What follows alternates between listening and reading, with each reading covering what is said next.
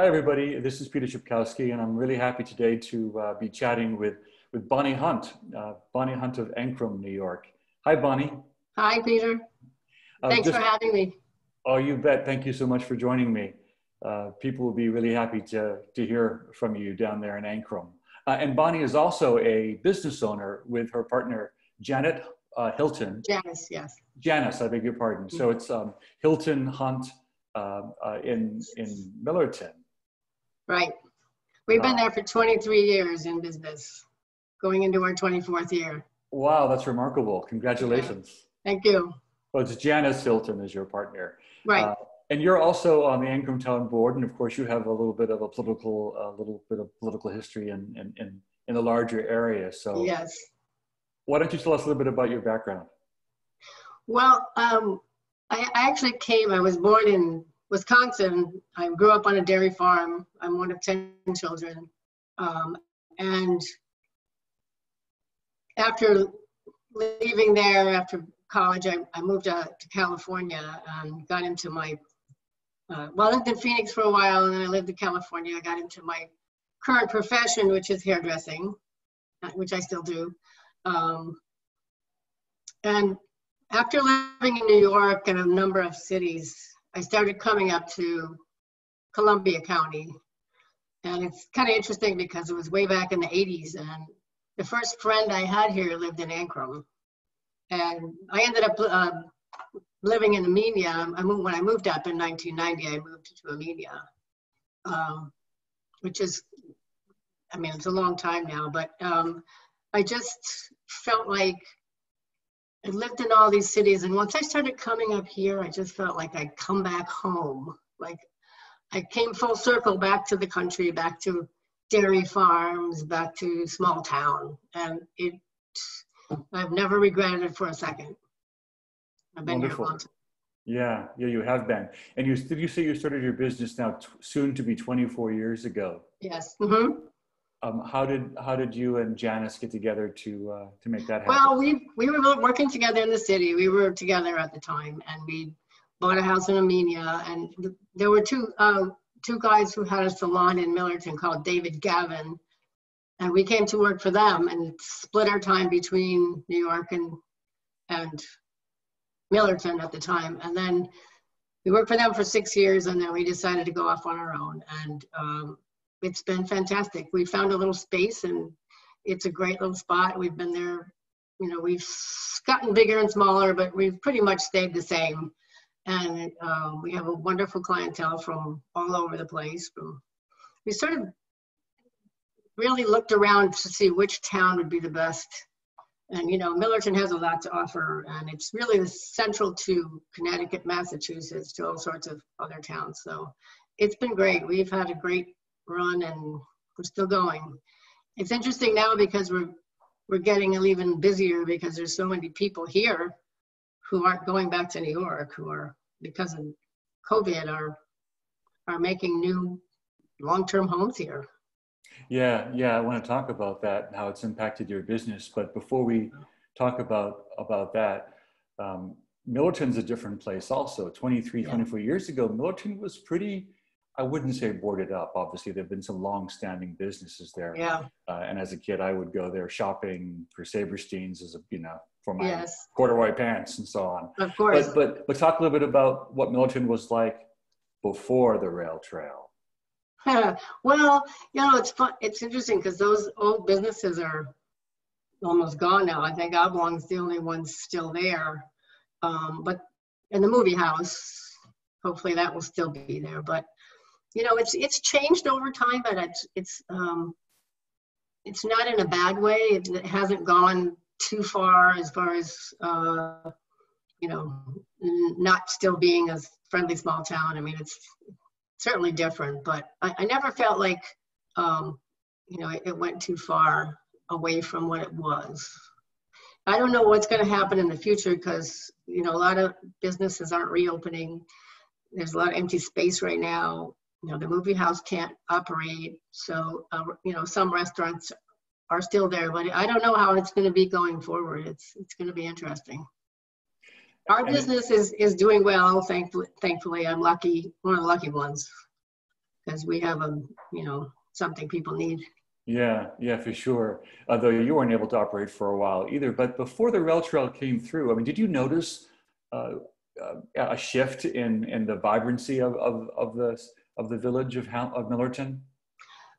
Since the rail trail, yes, Yeah, yeah. for sure. There's so many. I mean, yeah, now there's so many more people there, and you can walk the streets and not know anybody.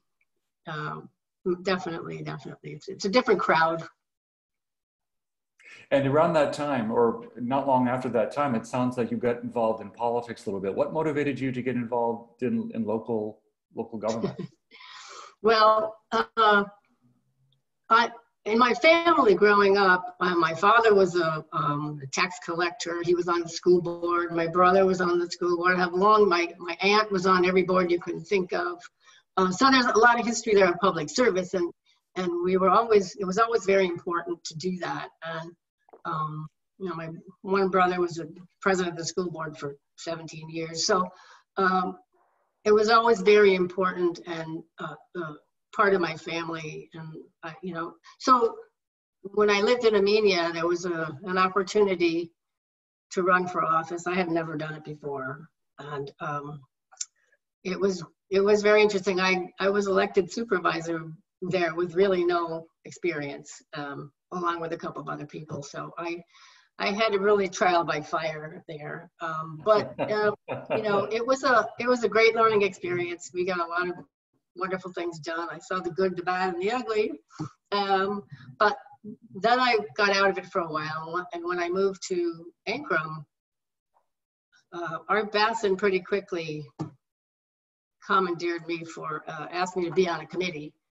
And I sort of hesitated, but I said yes. And so I got involved in more committees, and then I was chair of the Zoning Board of Appeals for a couple of years, and then ran for the town board. And I'm in my third year serving on the town board. And I just feel it's so important. There's so many things that happen on the town level that lots of people aren't aware of until it might impact your life in some way, whether it's zoning or taxes or, whatever. But, I always feel like if you're not willing to step up, then you can't complain. There you go. You have to really participate. So it's been very important to me, and I'm sure I'll always be in it in some way. Really fantastic that you have this calling to public service. And have you noticed, I don't know, from being a supervisor in Armenia to being on a town board, what has that transition been like for you? It's been fine. When I was supervisor, I had my business, so it was difficult. I mean, you know how much time it takes to be supervisor and how many meetings you have to go to. And, working full time and running a business, it doesn't really allow that in the way that I'd like it to, if that ever came up. But, there's, even in a small town, there's so much happening, especially here in Columbia County, because if you're supervisor, you're on the county board as well. And I'm sure that takes some time too, but it's fine. I just really enjoy participating and doing as much as I can. What have been some of the committees that you've enjoyed working on as a supervisor and as a town board member? What topics interest you the most in terms of? Well, before I became a town board member, I served on the ethics board, and we created a new ethics law, and was on that for a couple of years. What's the gist of the ethics law that you guys created? Well, there was an old law, but it really needed to be updated. And ethics issues that come up locally are mostly about behavior of public servants and how they represent the town. And that seems to be the issues that came up on that board. Mm-hmm. It's really interesting though, because, you have freedom of speech issues, you have, you get into all sorts of areas that you might not otherwise do. Zoning was, I was on the comprehensive plan committee for 8 years, I think. And then I'm now on the zoning revisions committee. We're redoing the zoning again. And then, like I said, I was on the chair of the ZBA, which, so a lot of history in that area. So Mm-hmm. right Mm-hmm. now we're looking at solar power and how to regulate that, which has come up in lots of towns, as you know. Mm-hmm. Kopek has a big issue, but you know, once you start learning these issues and learning the language and learning how it works and the laws themselves, it's a real knowledge that not a lot of people have.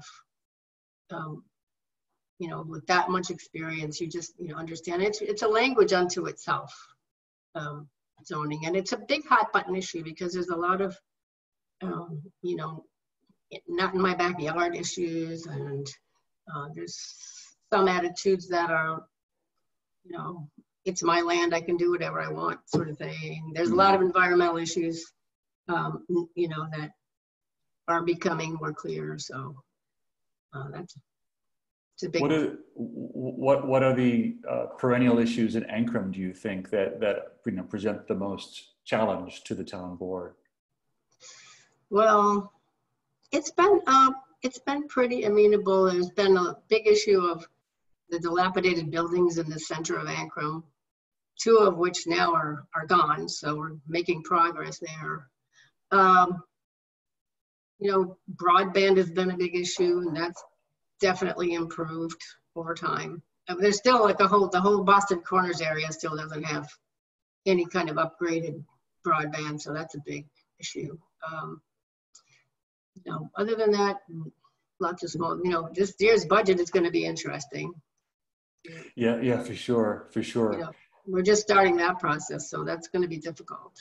What are the headlines, do you think, that will impact, obviously because of COVID, but like? Well, you know, our incomes are going to be way down, or they already are with sales tax and that sort of thing. So we have to find ways to cut back. We are lucky we have a good contingency fund that we can fall back on. So I think for this year, we might be okay. I don't know, going forward, it's going to be really hard because there's so much uncertainty about the economy and the pandemic and, you know, just what it's going to look like. I will say the other issue that's important to me is affordable housing. And I've been involved in a bunch of areas trying to come up with solutions for that. And it's really hard because there's don't seem to be any real obvious solutions. And but there's a lot of effort out there. Congressman Delgado's really been working hard on trying to find solutions. But it's very frustrating. And right now it's just sort of all shut down. You know, I just filled out a survey today about what, from the county, what I think what we need and what should happen. And in terms of housing? Yeah. I mean, I have 2 employees, two of my employees that are young people. They have good jobs and they just can't find any housing. I mean, they even have, you know, money to spend, but the prices are so high that they. Yeah, Bonnie, talk a little bit more about that. Elaborate a little bit more deeply, because housing really, the issue of affordable housing is really about making sure that our workforce, our local workforce, yeah, our young people live in our community, and our young people. Right, and our essential workers, they just have so few choices. I know I've been going through this process with one of them, and they made a little bit too much money for Habitat housing, so they, you know, couldn't get in there. And Habitat has a couple of houses they just built in Ancram that they hopefully have families for now. But you know, I see them, they're going out looking at houses, and the things that they can afford, you know, in the $200,000 range are really pretty terrible. You know, I think the average price of a home is about $300 now, I think. So I think we need more decent rental housing, apartments even, for, you know, young single people or people, you know, just needing a start. A lot of people can't afford homes, so I think we need alternatives to buying homes. And I don't know how that's going to happen, but you know, I would really love to keep working on that problem and see what we can do with it. I know there's some maybe some investors or some developers who might be interested in that. I know we had one meeting with the developers who work down in Beacon, and they're building a lot of apartments there that are rentals and that are, you know, affordable, if you will. But you know, I'd love to try to get something going on that front. It's very frustrating, though. It's hard. It is but frustrating. I feel bad for these young people because they want to be here, they want to stay here, they want to have families, and you know, they live with their parents, or they live in trailers, or they live in, you know, substandard housing, and it's really hard. And you mentioned in Millerton the number of people that are now around, right? Every house is full, apartments are full, short-term rentals are occupied. You know, given where we are with the pandemic, we have found for the last couple of years in Hillsdale that even some of our affordable apartments, you know, solid, respectable places to live, have displaced the renters so that they can now become short-term rental properties. Yeah, that's another big problem. It's another big problem. We just finished creating a law that will hopefully be adopted, dealing with short-term rentals too, because that's a huge impact on the rental market. All these little lake communities that used to have, you know, little cottages even, or, you know, places that you could rent, they're all Airbnbs now. So yeah, that's another big problem. Tell us a little bit about your business and what it must have felt like in March, and you know, on March 20th, 22nd, when we began to shut down everything. You must have been scared to death. It was really strange. We were closed for 3 full months, which is a lot of time to have no income and no.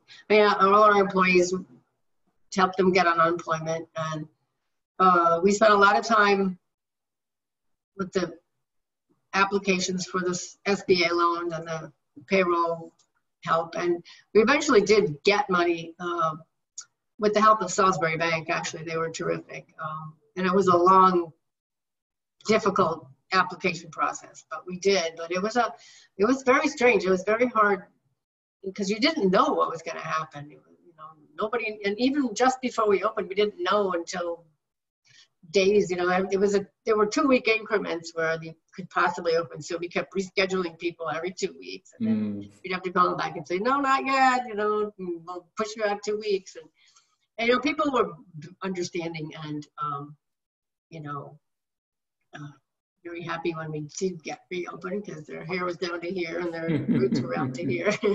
But it was, you know, it was a time of reflection too, though. It was a time to sort of, you know, sit back and reassess everything. And we did make some changes. We weren't able to hire all the staff back because of distancing, and you know, we're doing, I mean, all the regulations, you know, the masking and the cleaning and I mean, I hate using everything disposable, but you know, we're able to really space people out, and people are very appreciative that we're doing everything we can. You know, alcohol everywhere. Have you had to change your the procedures since you've been reopened, or is it pretty much how it was when you reopened on day one? At first we couldn't shampoo people or blow dry people. We can do that now. We're in phase 3 now, so we can actually do that. But still, we are doing everything else. All the sanitizing and distancing and masking. Wearing masks all day is really challenging too. But we're doing it because, you know, nobody wants to put anybody else in any risk. You know. That's right. That's right.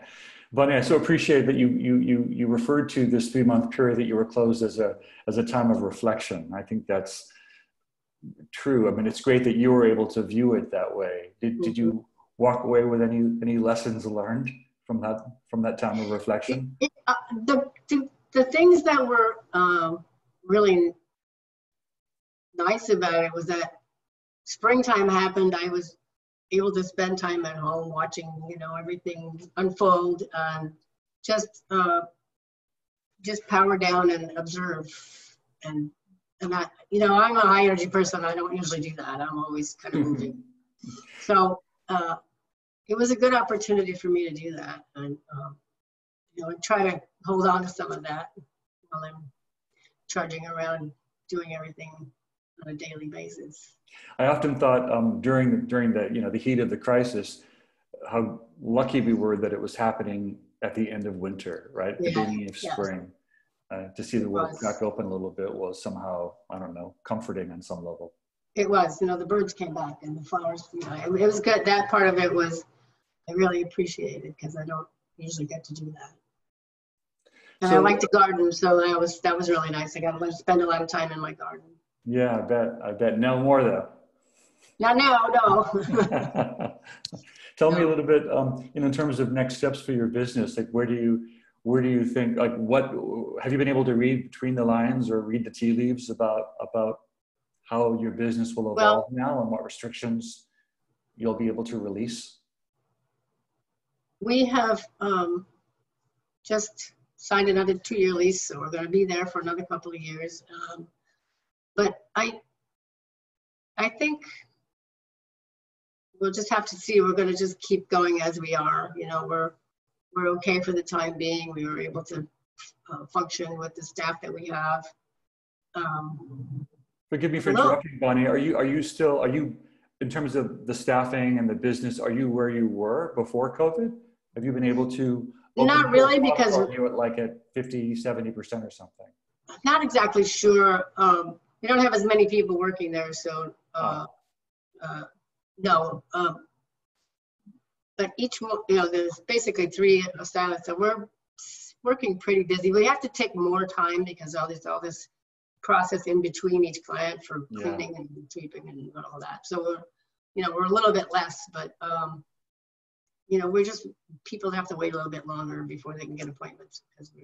Yeah, of course. But we're just gonna have to see going forward. It's like I said, Millerton and the area is a little bit different now because there's different people, more people, which some people aren't happy about, but they're here, and we'll just have to see going forward. I think we'll be a pretty steady, business. I don't know about the rest of the town or the area. I can't really tell.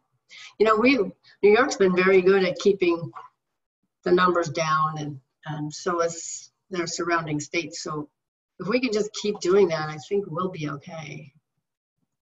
And someday we'll have a vaccine, and I don't know. I don't know how it's going to end. I try to imagine wearing a mask for the rest, in a couple of years, and it may be. Yeah, it may be. It may be longer than we think, and it'll be interesting to see how our businesses are modified even after we have a vaccine. Yeah. Will we all go back to normal, or are we going to sort of stop and take a little bit more care to space ourselves from each other, or I don't know. That would be nice. That would be good. I'm not seeing that in a lot of places now, but here I do mostly see everybody's very respectful and masked, and that works. Well, there are 2 things that I've really been craving, and one is getting a haircut. So now I can check. That's been accomplished for the most part. I hated having to shave my head when we were under restrictions. But the second thing I can't do yet, and that's like go to the movies or go to the theater or go to a concert. I know. You see TV shows or whatever where their people are crowds, and it feels so strange because we haven't been able to do that. I mean, people are venturing out a little bit to restaurants, but this summer, no camps, no movies, none of the stuff that usually happens in the summer, the fairs and all the fun things you do outdoors in the summer. It just can't be this year. But I also think if we could just do this right now, just cancel everything for this year, and then it'll hopefully be better by next year. That's right. You think of the sacrifice that our parents and our grandparents made in World War II, for example. Oh my God, yeah. This is not that much to ask. And it was years. That's right. Yeah. You know, I know you're also a fan of the Roe Jan Community Library. Yes, I am. Tell us a little bit about your relationship with the library.